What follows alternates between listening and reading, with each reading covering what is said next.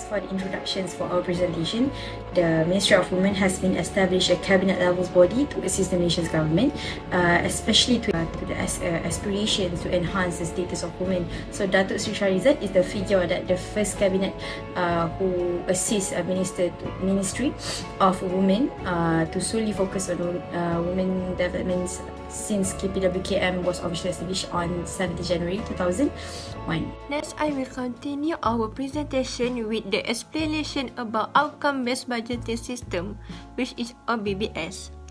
OBBS is an approach to budgeting that focuses on achieving specific outcome or result rather than just allocating funds based on input or activities.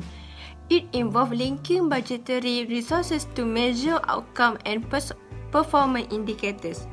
The objective of OBBS are transforming strategy into outcome, boosting the economy, and provide a method through which the authorities outline what a specific program or function undertake to produce public advantage.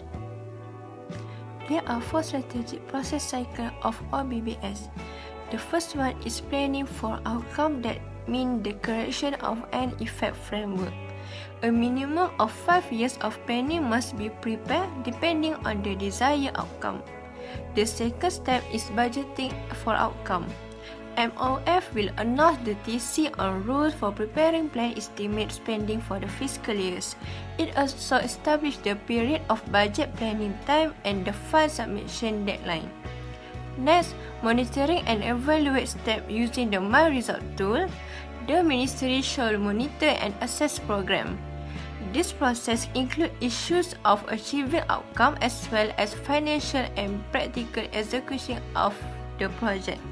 The last one and the last step is the result reporting. For the programs for our ministers of women, we have My Kasih Capital Assistance Program. So what is My Kasih Capital Assistance Program? Is a projects that provide financial assistance to qualified people and finance. So they are basically provide a capital for any woman who want to start a business. So first of all, this program aims to empower women and also improve the life of individual need, which mainly focus for the women. Third point is that My Kasih Capital Support Program receive monetary support to help them satisfy their basic business capital. So they would use the capital to improve their business. So of course, you want to know what is the process of this program. So this is the program details. So this program actually have the 4 process, which is the first one in consultations period. The second one we call it as rolling period, counseling period, and rolling out and clearance period. So what are 4 of them actually does? As for the first periods that we were about to educate, which is the counseling period, so this period is actually want to educate these women to use the capital wisely, so that they will use the capital in their wise states of mind, and also they will teach the women on how to use the basic fundamental knowledge about the business that they will run into. Next, after they distribute the amounts of the capital to the women, they will apply all the knowledge that they got in the counseling period, which is the first step, and they will discover the exactly amounts of the capital needed. So along this process, they will actually realize the amounts of capital that they actually need to run a business. Okay, so the next one is the consultations period. So what is the consultation period is?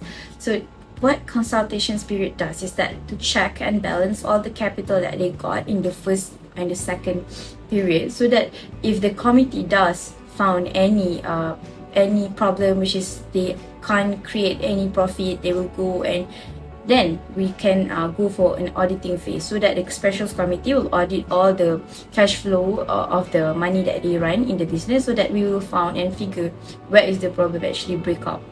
Okay, and the last part is that we call it rolling out and clearance. So what is it? So basically this period is just want to monitor their business their business cash flow and cash out, so that before we can clear them from this program, so that they that we actually trust them, so that they are able to manage their business wisely and properly, so that we call it as the probation periods too. For the budget allocation part, budget allocation for My Kasih Capital Assistance Program is around RM8.5 million. The program that will help and encourage women to get involved with business activities. This program will focus on to encourage women to get involved in business, especially in e-commerce and dropship area. The additional incentive for this program to give the benefit to women in modern form.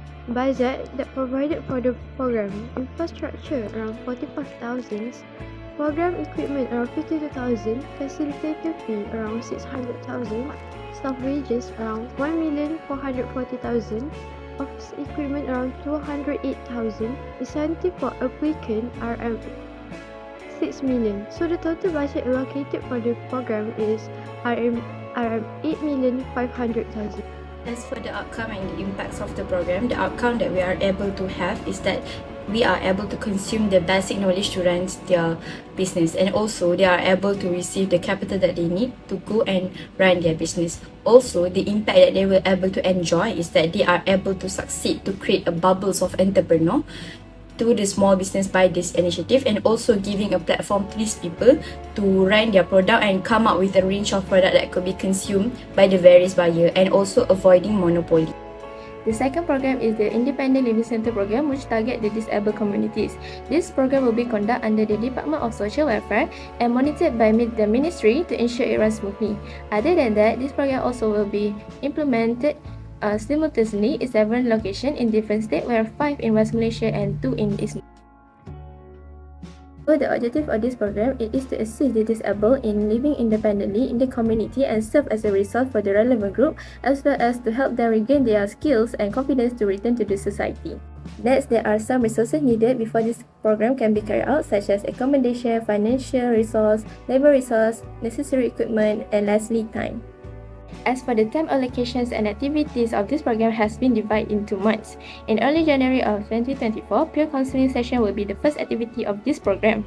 In this session, the disabled person who wants to participate in this program can get support and information from those who have experience in going through the twists and turns of life in living independently. Next, the independent living phase will start in early February until late September. It is about 8 months of periods. From this session, they will learn how to live independently with a few staff assisting and monitoring them to ensure their safety and comfort. In addition, participants with severe disability may also get personal assistance services, where they will help those participants to take care of themselves, such as bathing, dressing, and so on. After that, the clearance phase. During this phase, all the participant family members or guardian are asked to bring them back home within the 2 months of period starting in early October until late November. This indicates that the independent living phase has come to an end. Lastly, consultation sessions, which is in December 2024. During the session, the participant will be consulted about their experience living independently in the center as a disabled person, and we will take it as a feedback, which is essential for measuring the participant satisfaction and the effectiveness of the program. Budget allocation for Independent Living Centre program is around RM 11.5 million. This budget allocation for the program will focus on accommodations of the program, financial resources, labor resources, especially in training budget, including space, food, and facilitator. Next, equipment resources such as chairs, tables, and other essential things.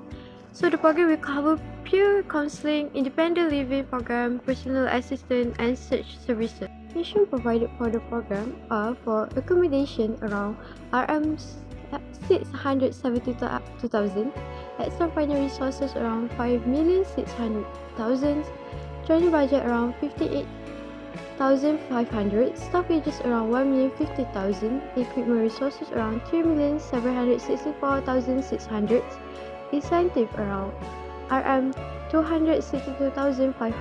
So the total budget allocated for the program is around RM 11,500,000. There are few expected outcomes of this program. One of it is they gain knowledge and experience in living independently as a disabled person. Next, their skill and confidence will boost out when they return to the society. Lastly, there are few impacts of this program in terms of social and nation. As for social impact, this program empowers people with disabilities, and also the successful participant in this program become advocate for breaking down social and misconceptions about disabilities. While for the nation aspect, policymakers may be inspired to develop more inclusive policy and allocate more resources to this initiative. Other than that, this program also helps to change societal perceptions of disability. mentioned, these programs can help people in needs, especially women, elderly and disabled people. Ministry of Women, Family and Community Development, KPWKM, play an important role to make sure all of these programs come out with a good outcome. KPWKM is also responsible to make sure people in need get help in incentive form or any form of help they need. KPWKM is really important to make sure women, elderly and disabled people is protected. That's all from us. Thank you.